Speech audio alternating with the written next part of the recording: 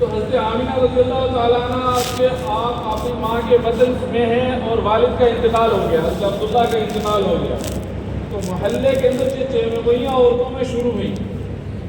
کہ اتنے بڑے خاندان کی بہو ہے، عبد المطلب کی بہو جو مکہ کا سردار ہے اور خانہ کعبہ کا متولی ہے، بیت اللہ کی ذمہ داری، بیت اللہ کی چابیاں جس کے پاس ہے، جو خاندان بیت اللہ کی خدمت کرتا ہے، اور یہ بات جان لیں کہ اسلام کے اللہ کے نبی صلی اللہ علیہ وسلم کو اسلام کی دعوت دینے سے پہلے مکہ کے اندر بھی اور مکہ میں بیت اللہ کا طواف اور حج ہوا کرتا تھا، یہ جائے کہ وہ رواج اور وہ طریقہ غلط تھا، لیکن اللہ کے گھر کو اللہ کا گھر سمجھ کر اس کی عزت کی جاتی تھی، اور باہر سے آنے والے حاجیوں کا باقاعدہ ان کا انتظام کیا جاتا تھا، اور جو حاجیوں کی خدمت کرتا تھا وہ اپنے لیے فخر سمجھتا تھا اپنے آپ کو، یہ جائے کہ مکہ کے اندر برائیاں بہت عام تھیں، لیکن چونکہ اپنے آپ کو وہ مذہبی سمجھتے تھے تو اس لیے جو ہے مکہ المکرمہ اللہ کا گھر بیت اللہ کا طواف کرنے یا حج کے لیے عمرے کے لیے جو باہر سے لوگ آتے تھے وہ ان کی خدمت کیا کرتے تھے اور اس کو اپنے لیے شرف کی بات سمجھتے تھے۔ اسی مکہ المکرمہ میں اس گھر کی جس پر ذمہ داری دی جاتی تھی وہ سب سے اعلیٰ خاندان مانا جاتا تھا، اس کا نسب، اس کی نسبت سب سے بڑی سمجھی جاتی تھی، اور چونکہ آپ صلی اللہ علیہ وسلم کا خاندان تو اللہ کے یہاں ہی بہت بڑا تھا کہ جس خاندان سے، جس نسل سے جناب محمد رسول اللہ صلی اللہ علیہ وسلم کو آنا ہے اس خاندان سے بڑا کوئی خاندان ہو نہیں سکتا، لیکن یہ تو تھا اللہ کے یہاں اس خاندان کا مقام اور مرتبہ، لیکن لوگوں کے یہاں بھی اس خاندان کا مقام اور مرتبہ اس لیے اعلیٰ تھا کیونکہ وہ بیت اللہ کے ذمہ دار تھے، اللہ کے گھر کے متولی تھے، تو اس لیے بھی جو ہے عبد المطلب کی اور عزت اور شان تھی مکہ المکرمہ میں، سب سے بڑا خاندان سمجھا جاتا تھا۔ تو جب وہ حضرت آمینہ کے بارے میں یہ چرچے ہونے لگے اور اس کو مایوس سمجھا جاتا تھا، برا کہ دیکھو جی وہ ابھی چند دن ہوئے ہیں اس کے شوہر کو انتقال ہوئے اور یہ خوشبو استعمال کرتی ہے، تو اب عورتوں میں اس کو پھیلایا گیا، یعنی کہ اس کو برا سمجھا گیا کہ اگر کوئی عام آدمی، کوئی عام بہو، کسی کے گھر کی کوئی عام عورت جو ہے وہ یہ کام کرتی تو اتنی بری بات نہیں تھی، لیکن عبد المطلب کی جو ہے بہو ایسا کام کرے، عبداللہ کی بیوی جس کا انتقال ہو گیا اس کی اہلیہ، اس کی بیوہ خوشبو استعمال کرے، تو لوگوں میں زیادہ اس کا چرچا ہوا، جب زیادہ چرچا ہوا تو عبد المطلب نے بھی اس کو اپنے لیے جو ہے آر محسوس سمجھا، بے عزتی سمجھی، اور یقینی طور پر وہاں یہ چیز سمجھی جاتی تھی، اور شرافت بھی یہی ہے کہ جس کا شوہر انتقال کر جائے تو وہ ظاہر سی بات ہے جس کے سر کا تاج چلا جائے اس پر تو غموں کا پہاڑ ٹوٹتا ہے، تو جائے کہ اس پر غموں کا پہاڑ ٹوٹے وہ اس کو ظاہر کرے، اور لیکن اس کے بجائے وہ خوشبو اور بناؤ سنگار کا استعمال کرے تو اس عورت کو کون شریف کہے گا؟ لیکن اب حضرت آمینہ رضی اللہ تعالیٰ عنہ سے شریف بھی کون ماں ہو سکتی ہے، کون بیوی ہو سکتی ہے؟ لیکن جب عورتوں میں اس کا چرچا ہوا تو حضرت عبد المطلب تک یہ بات پہنچی، اب عبد المطلب اس کی ہمت نہ کر سکے کہ میں اپنی بہو سے، جو میرا سب سے لاڈلا بیٹا حضرت عبداللہ کی بیوہ ہے، اس کو چند دن دنیا سے گئے، میں اس کو کیسے کہوں کہ بیٹا تو یہ ایسا کام کیوں کرتی ہے؟ انہوں نے اپنی بیوی سے کہا، اپنی اہلیہ سے، حضرت عبداللہ کی والدہ سے یعنی حضرت آمینہ کی ساس سے کہا کہ آپ ذرا بہو سے معلوم کرو کہ یہ ماجرا کیا ہے، آپ ایسا کیوں کرتے ہو؟ کیا آپ کو ہمارے خاندان کی لاج کا خیال نہیں ہے، ہمارے خاندان کی عزت کا خیال نہیں ہے، آپ ایسا کیوں کرتے ہو؟ جب اس حضرت آمینہ کو ساس نے، حضرت عبداللہ کی والدہ نے بلایا اور یہ چیز بتائی کہ بیٹا آپ خوشبو استعمال کرتے ہو، محلے کی عورتوں میں آپ کے بارے میں باتیں ہو رہی ہیں، اور وہاں اس کونے پہ، اس فلاں نکڑ پہ اور فلاں گھر میں عورتیں اکٹھی ہوتی ہیں، پانی پہ لینے جب کنویں پہ جاتی ہیں تو ان میں یہ باتیں ہو رہی ہیں کہ عبد المطلب کی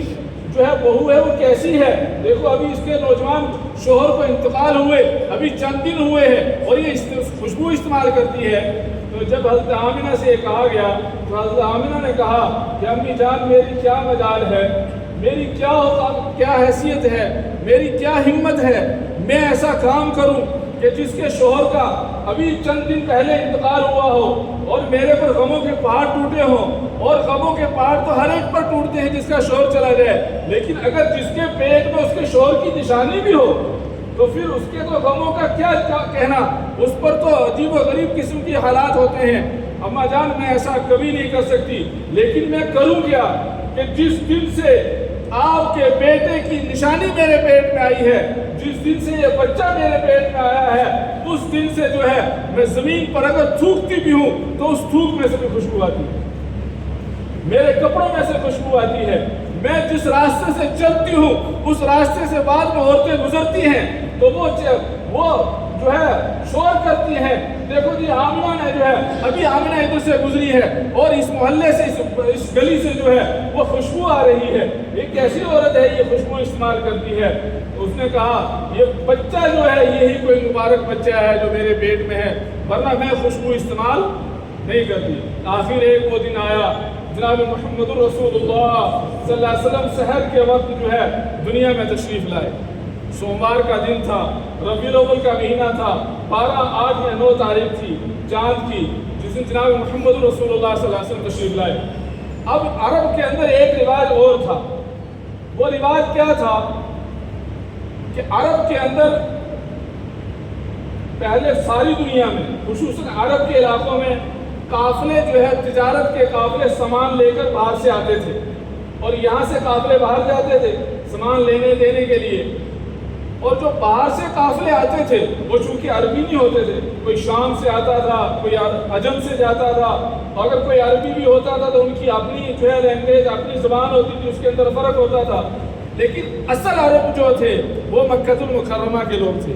وہ سعودی عرب کے لوگ تھے، جن کی عربی جو ہے وہ بالکل یہ نہیں چاہتے تھے کہ ہمارے بچوں کی عربی زبان کے اندر کوئی بگاڑ آئے۔ تو جب باہر سے لوگ آتے تھے تو یہ جو مکہ والے تھے یہ اپنے بچوں کو کیا کرتے تھے، اپنے بچوں کو جب تک نہ وہ تھوڑے 2-4 سال کے چلنے پھرنے کے قابل ہوتے تھے وہ باہر بھیج دیتے تھے۔ کہاں؟ جو عرب کے وہ علاقے جہاں عربوں کے علاوہ کوئی دوسرا نہیں ہوتا تھا۔ اس لیے ایک تو بچوں کو شہر کی آب و ہوا سے بچائیں، شہر کی جو گاؤں کی اور دیہات کی اور پہاڑوں کی جو آب و ہوا ہے وہ شہر کے مقابلے میں کہیں بہتر ہوتی ہے۔ ایک تو شہر کی آلودگی سے آب و ہوا سے بچانے کے لیے، اور ایک اپنے بچوں کو وہ جو باہر سے قافلے آتے تھے ان کی زبان کے ساتھ ان کی زبان جو ہے عربی زبان خلط ملط نہ ہو جائے، اس کو بچانے کے لیے، اپنے بچوں کی زبان کو محفوظ کرنے کے لیے یہ عرب جو ہے مکہ المکرمہ کے لوگ کیا کرتے تھے، اپنے بچوں کو دودھ پیتے بچوں کو جو ہے باہر گاؤں کی جو غریب عورتیں ہوتی تھیں ان کے حوالے کرتے تھے، اور پھر ان کو کچھ پیسہ اس کا کچھ اجرت دیتے تھے، تو تاکہ ہمارا بچہ صحت کے اعتبار سے بھی ٹھیک رہے اور زبان کے اعتبار سے بھی ٹھیک رہے۔ تو جب حضرت نبی پاک صلی اللہ علیہ وسلم دنیا میں تشریف لائے تو اس دور میں بھی بنو سعد، قبیلہ بنو سعد، مکہ المکرمہ سے باہر گاؤں کی دیہات کی عورتیں، قبیلہ بنو سعد کی چند عورتیں جو ہیں مکہ المکرمہ میں اس غرض سے آئیں کہ ہم مکہ میں جو نئے بچے پیدا ہوئے ہیں ان کو لے کر جائیں گے اور ان کی پرورش کریں گی اور ان کا جو ہے دودھ پلائیں گی، اور ان کی وجہ سے جو ہے ان کی خدمت پر ہمیں جو ہے وہاں سے اجرت ملے گی۔ تو چند عورتیں بنو سعد کی جو ہے قبیلے کی وہ مکہ المکرمہ میں پہنچی، ان میں ایک حلیمہ سعدیہ نام کی ایک عورت بھی تھی، حلیمہ سعدیہ، اور وہ بے انتہا غریب خاندان سے، اور ظاہر سی بات ہے جو غریب ہوتا ہے اس کی ہر چیز غریب ہوتی ہے، اس کا رہنا سہنا، اس کا اٹھنا بیٹھنا، اس کا مکان بستر، اس کا سارا کاروبار، سارا سسٹم پتہ چلتا ہے کہ یہ غریب ہے۔ تو اس وقت رواج یہ تھا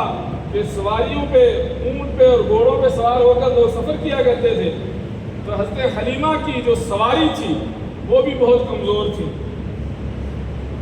اونٹنی جو ہے بہت کمزور۔ تو یہ جو قافلے والے جو ہے بنو سعد کی جو دوسری عورتیں تھیں